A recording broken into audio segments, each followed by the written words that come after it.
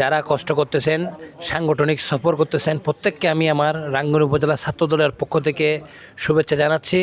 এবং আজকে এখানে কোদালার মধ্যে আমরা এখানে উপস্থিত হয়েছি, সেই জন্য কোদালার সকল স্তরের নেতাকর্মীকে রাঙ্গুনি উপজেলা ছাত্রদলের পক্ষ থেকে শুভেচ্ছা জানাচ্ছি এবং শুভ নববর্ষেরও শুভেচ্ছা জানাচ্ছি। জনতা জনাব হোম কাদের চৌধুরীর পক্ষ থেকে সকলকে পহেলা নববর্ষের শুভেচ্ছা জানাচ্ছি।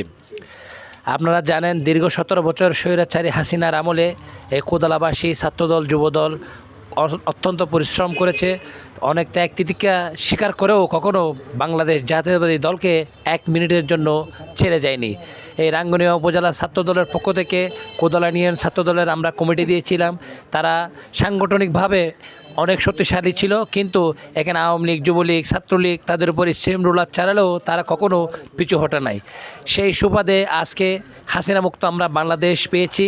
তারই ফলশ্রুতিতে আমরা সকলে যে এখানে আজকে উপস্থিত হতে পারবো, সেজন্য হয়তো এটা আমাদের কপালে মহান আল্লাহ লিখে রেখেছেন, সেই জন্য মহান আল্লাহর দরবারেও শুকরিয়া জ্ঞাপন করছি।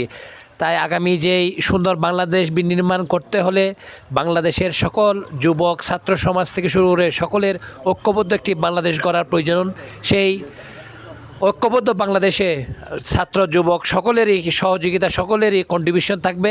সেই কন্ট্রিবিউশনের জায়গা থেকে একটি সংগঠন রয়েছে, একটি সংগঠন বাংলাদেশ জাতীয় ছাত্রদল, আরেকটি সংগঠন বাংলাদেশ জাতীয়তাবাদী যুবদল, আরেকটি সংগঠন বাংলাদেশ জাতীয়তাবাদী স্বেচ্ছাসেবক দল।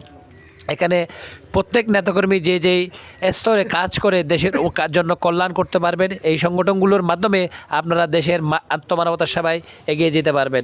সেই জন্য সুশিক্ষিত এবং সুন্দর দেশ গঠনে আগামী যেই যুব সমাবেশ অনুষ্ঠিত হবে, সেই যুব সমাবেশে আমি অনুরোধ করব আমার ছাত্র দলের সকল নেতাকর্মীকে, যুব দলের সকল নেতাকর্মীকে এবং স্বেচ্ছাসেবক দলের সকল নেতাকর্মীকে কোদালা ইউনিয়নের পক্ষ থেকে একটি বিশাল শুটআউট নিয়ে আপনারা সেই যুব সমাবেশে উপস্থিত হবেন এবং এই যুব সমাবেশ সফল করে আপনারা দেখিয়ে দেবেন বাংলাদেশ জাতীয়তাবাদী ছাত্রদল, বাংলাদেশ জাতীয়তাবাদী যুবদল, বাংলাদেশ জাতীয়তাবাদী স্বেচ্ছাসেবক দল কোদালা একটি শক্তিশালী ইউনিট, এটি প্রমাণ করবেন। এই আশা ব্যক্ত করে আমি আমার বক্তব্য শেষ করলাম। আসসালামু আলাইকুম।